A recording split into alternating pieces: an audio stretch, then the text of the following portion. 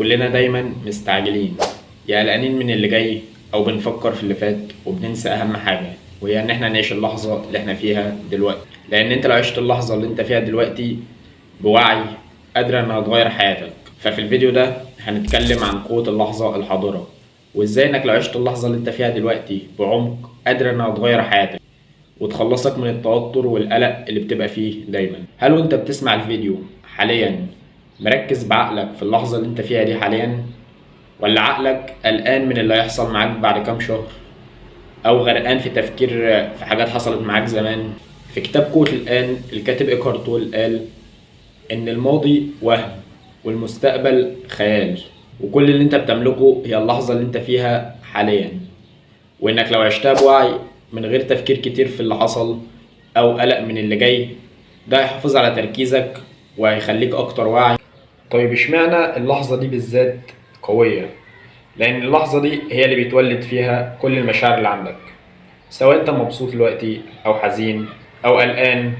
هي اللحظة اللي بيتولد فيها كل مشاعرك، وهي بوابتك للحرية اللي بتخرجك من سجن العقل وكتر التفكير وجلد الذات، لحريتك في اللحظة اللي انت فيها وتقدر تعمل فيها اللي انت عايزه. لأن كتر التفكير في اللي فات ملوش لازمة، لأن انت مش هينفع ترجع لورا وتغير اللي فات أو تتحكم بالعافية في اللي جاي، لكن كل اللي بتملكه هي اللحظة دي، وهي اللي تقدر تعمل فيها الحاجات اللي انت عايز تشوفها قدام. فتخيل كده انك داخل على امتحان صعب وباقي على الامتحان ده 3 أيام، وبدأت تذاكر.